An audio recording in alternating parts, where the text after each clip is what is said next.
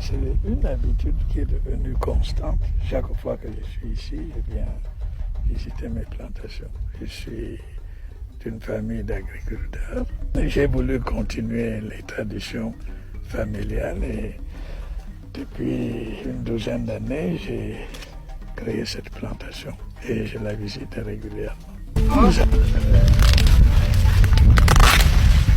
Bon, alors regardez, vous voyez, il est bien mûr. Effectivement. Et avec ça, on va faire de la provende pour la petite ferme qu'on a. C'est combien d'hectares? 3 hectares et demi. 3 hectares et demi. Voilà. Et dire que le Cameroun manque de maïs, c'est intéressant.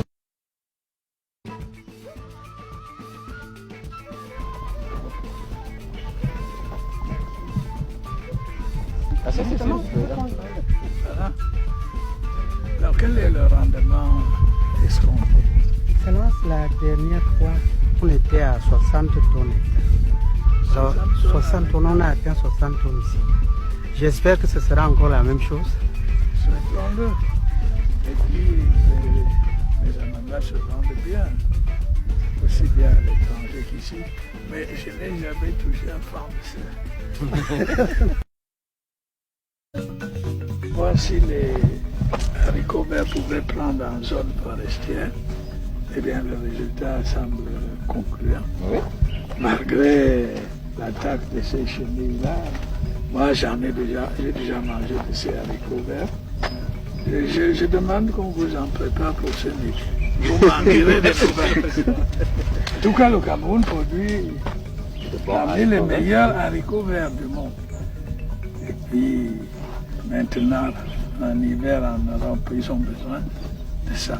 Haricots verts, poivrons, choux. Si on met sur pied un système de transport, on peut gagner de l'argent. On peut gagner de l'argent. Je crois qu'il faut faire preuve d'imagination. C'est ce qu'on va essayer de faire. Mais enfin, en attendant, vous me direz si c'est bon. Bon, alors ça c'est expérimental. Et en plus, nous envisageons, si ça marche, de distribuer des semences aux planteurs des parages, aussi bien d'ananas que des haricots verts, ramasser, vendre et leur distribuer des revenus en attendant qu'ils vendent leur traditionnel cacao. Je crois qu'il faut faire preuve d'imagination. Il y a aussi l'élevage, évidemment. Et le maïs que nous faisons là, c'est pour la provende. C'est une petite ferme. Là aussi, c'est des choses qui peuvent faire gagner de l'argent. Les Arabes aussi nous demandent des poulets, beaucoup de choses. Et ils ne sont pas loin, ils ont beaucoup de dollars. Je suis moi-même là. Il m'arrive de récolter. D'ailleurs, c'est moi qui ai déclenché la récolte. Je passais à côté, je dis, mais quand est-ce que ces haricots verts vont produire? Puis on a commencé on a vu qu'on était déjà en retard. Il y a les frigidaires pleins. Et là, c'était une expérience. Je crois qu'elle est concluante. Évidemment, à Fumbote, ça produit beaucoup mieux. Mais il faut surtout s'assurer que les marchés seront prêts. Mais aujourd'hui, dans les grands pays,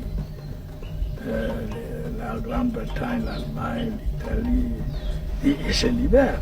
Ils ont besoin de ces produits-là. Ils les reçoivent nous d'Afrique du Sud, alors que nous sommes plus près. Et ça peut revenir plus cher. Évidemment, il faudra des installations frigorifiques et il faudra toute une infrastructure, parce que c'est fragile quand même.